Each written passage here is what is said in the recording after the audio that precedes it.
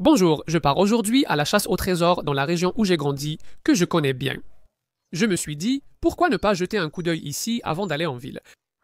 Je récupère les déchets des autres pour créer des objets, le tout dans une seule vidéo. Au fait, c'est l'épisode 4. Vous trouverez des liens vers les épisodes précédents ci-dessous. Je ne m'attendais pas à trouver grand-chose par ici, pour être honnête, mais je déposais mon fils chez mes parents pour la journée, et je me suis dit que je pourrais jeter un coup d'œil dans les environs. Il n'a pas fallu longtemps avant que je tombe sur ces cartons au bord de la route, et ces morceaux de poterie ont attiré mon attention. Ceux-ci sont de Hornsia. Ils sont assez recherchés, même s'ils n'ont pas une grande valeur, et j'aime beaucoup le design rétro, donc je vais les prendre.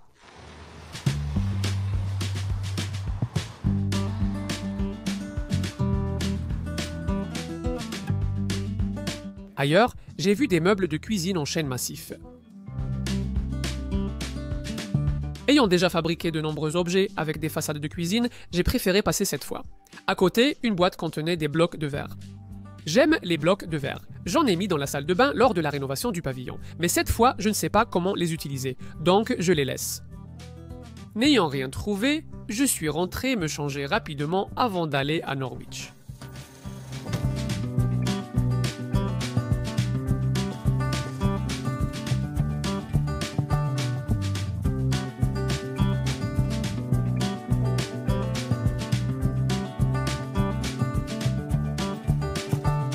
Ce tas comprenait surtout des panneaux de particules mélaminées, mais aussi une tête de lit que je pense utiliser, et une petite table en chêne abîmée que je vais sûrement prendre.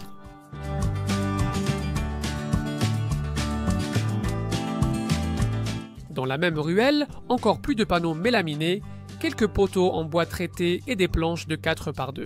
D'habitude, j'aurais tout pris, mais je manque de place pour stocker. J'ai trouvé un abat-jour et sa douille sur une poubelle, ce qui m'a donné une super idée. Ne voulant pas le prendre sans demander, j'ai frappé à la porte. Malheureusement, personne n'a répondu, donc je vais laisser ça derrière moi parce que je ne veux rien prendre dont je ne suis pas absolument certain qu'il soit jeté. Ensuite, j'ai vu le plus beau chat que j'ai jamais rencontré.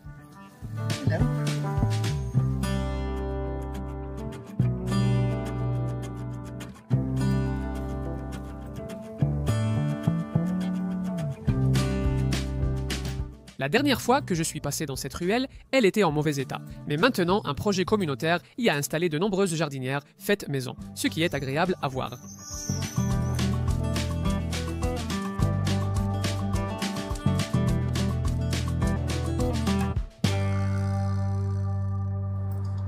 J'ai rencontré Ted, le chat célèbre de Tesco. Je ne sais pas ce que c'est, peut-être que quelqu'un en commentaire saura, alors je l'ai laissé.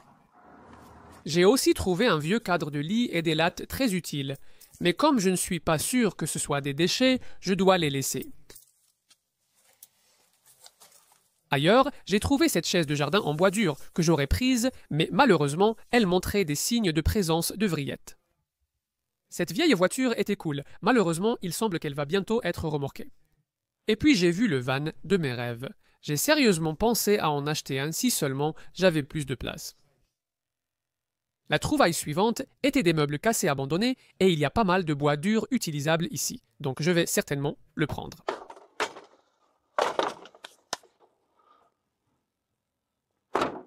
Mes 4 indispensables pour chasser les objets abandonnés.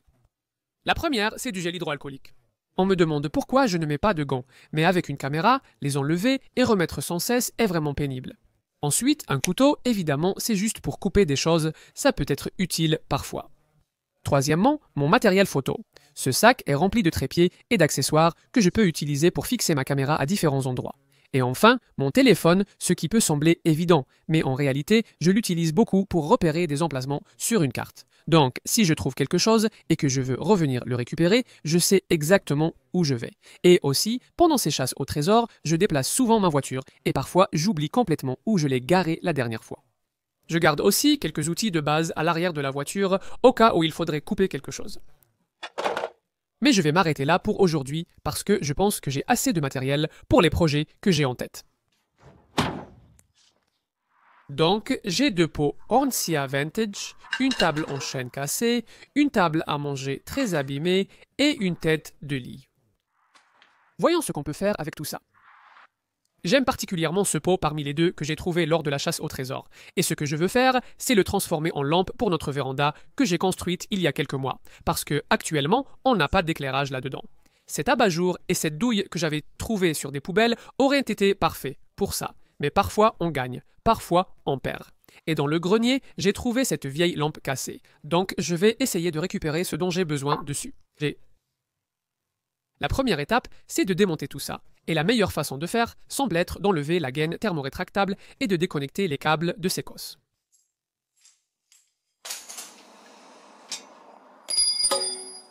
Ces bois caoutchouc seront sûrement utiles un jour, mais ce n'est pas pour cela que j'ai pris cette tête de lit.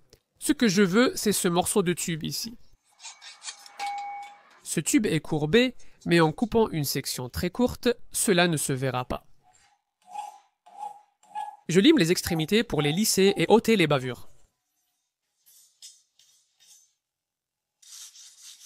Je ponce l'ancienne peinture argentée pour assurer l'accroche, puis j'applique du noir satiné.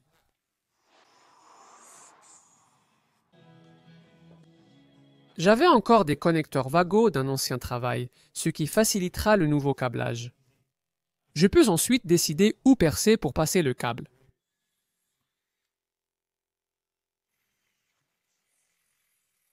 Je devrais mettre un passe-câble en caoutchouc ici pour protéger le câble du métal tranchant, mais à la place, je lime la zone pour la lisser et j'ajoute de la colle chaude pour maintenir le câble.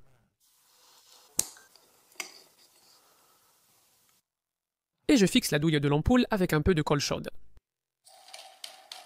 J'ai fait cela avant que le pistolet à colle chaude ne soit complètement chauffé pour m'assurer que ce n'est pas trop chaud et que ça ne risque pas d'endommager le câble. Je vais fabriquer un nouveau couvercle pour le bocal afin de préserver l'original, au cas où on voudrait réutiliser le bocal. Ce bois flotté provient de l'ancienne table récupérée plus tôt dans la vidéo. Un morceau était courbé comme une banane, donc le découper en petits morceaux semblait judicieux.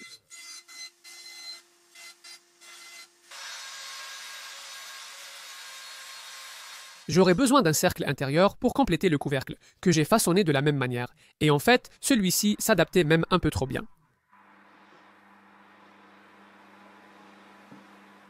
Je l'ai fixé sous le couvercle en bois flotté, puis je perce un trou de 32 mm pour insérer le tube.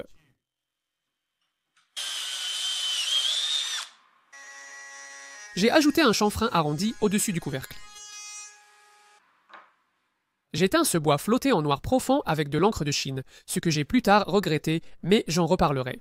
Il est maintenant temps d'assembler tout. J'ai acheté cet abat-jour une livre en boutique caritative, il fera l'affaire pour l'instant.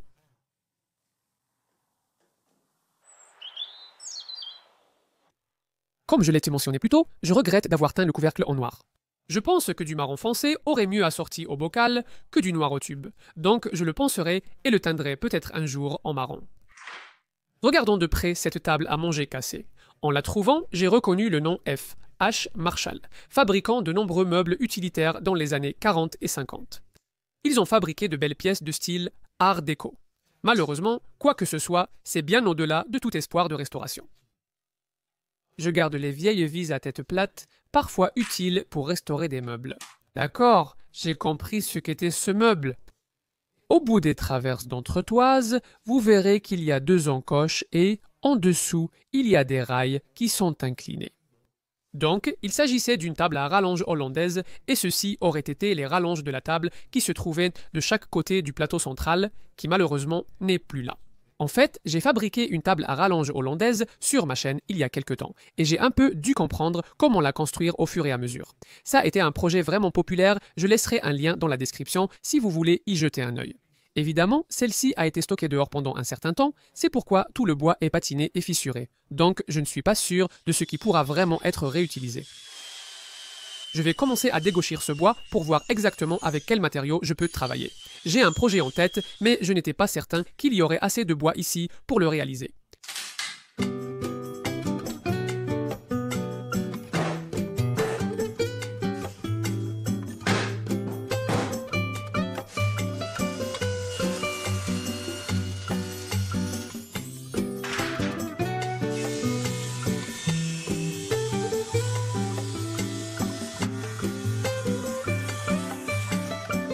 Au final, je me retrouve avec 4 belles longues pièces de chêne, 4 pièces courtes et 3 pièces de hêtre. La quatrième traverse est courbée comme une banane. Quelques pièces plus fines de cèdre, et il s'avère que ces 4 pieds sont aussi en hêtre. Mais il y a tellement de fissures dedans que je ne suis pas sûr qu'ils soient utilisables. Notre buanderie, où se trouvent mes bottes de travail et des chaussures peu utilisées, est devenue un vrai dépotoir. Cela doit changer, donc je veux créer quelque chose pour organiser cet espace.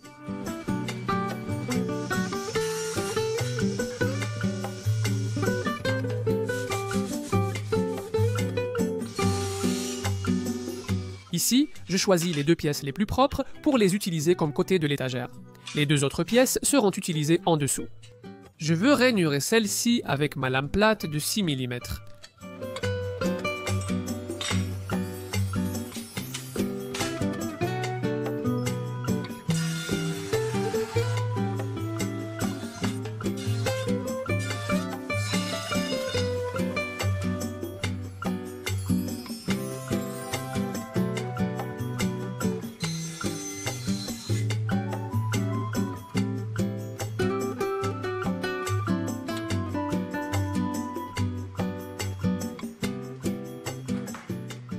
Ces 2 petites pièces de chêne serviront de tasseau.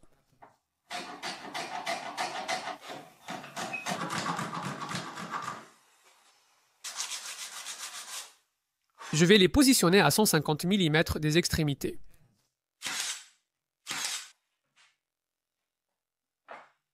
Je dois vérifier si j'ai assez de hêtre pour faire les pieds. Il semble que la pièce la plus longue permette d'en obtenir 2. Je peux aussi utiliser les pièces courtes pour des pieds inclinés, en traçant un angle de 20 degrés à l'extrémité.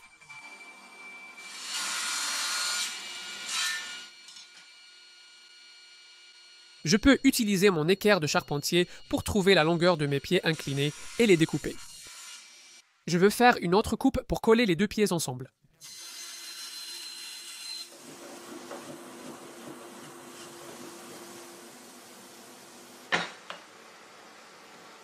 J'ajouterai aussi un biseau au pied.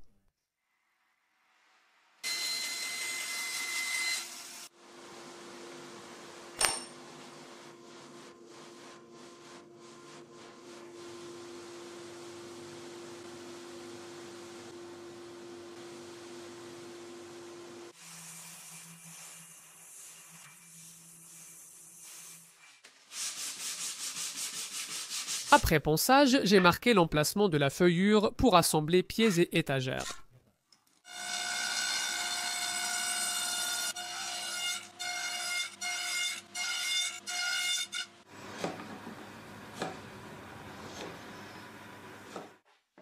Je peux ensuite reboucher tous les trous.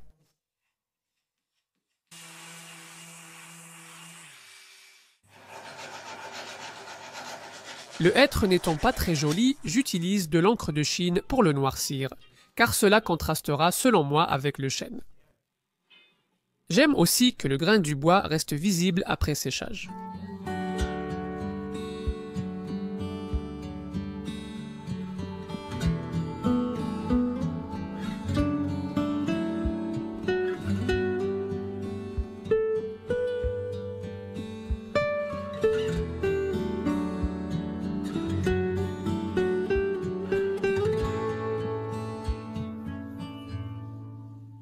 J'ai pensé ajouter une traverse à l'arrière pour éviter toute déformation, mais je n'ai pas de matériaux assez longs, car je veux uniquement utiliser ce que j'ai trouvé lors de cette chasse au trésor.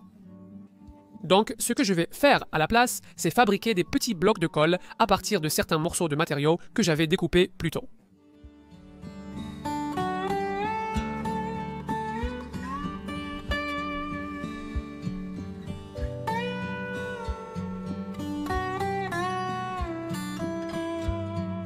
J'utilise de l'huile cire dure comme finition, car elle est facile à retoucher, résistante, et je ne compte pas poser de chaussures mouillées sur ce porte-chaussures par respect pour le bois.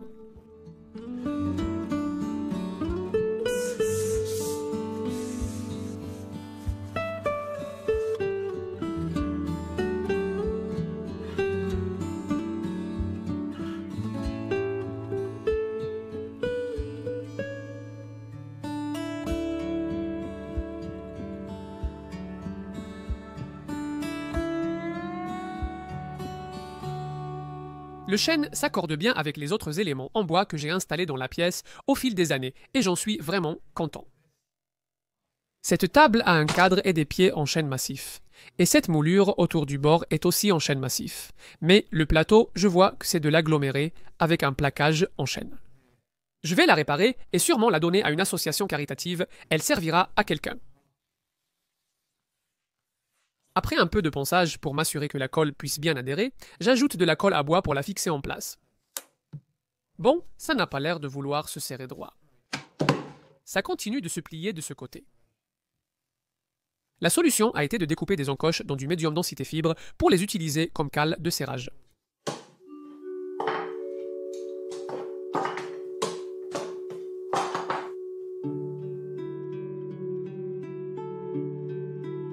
Des réparations de plaquage étaient nécessaires que je repère en tapotant du doigt les zones décollées. Je mets du ruban aluminium sur ces blocs pour empêcher la colle d'adhérer.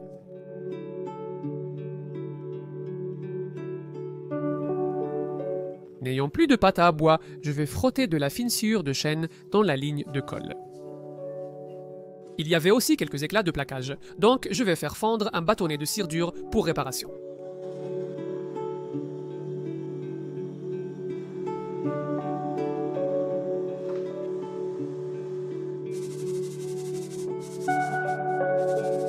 J'ai ensuite poncé soigneusement le dessus à la main, en faisant attention de ne pas traverser le plaquage, et j'étais un peu inquiet à propos de certaines de ces taches d'eau foncée.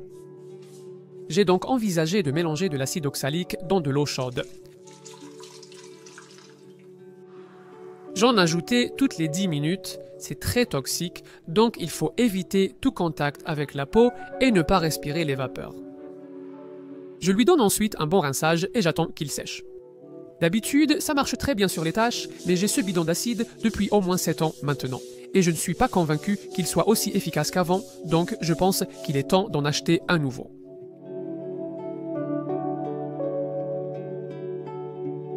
Après 2 couches d'huile cire dure, la table a bien meilleure allure, mais ces taches restent visibles. Merci d'avoir regardé.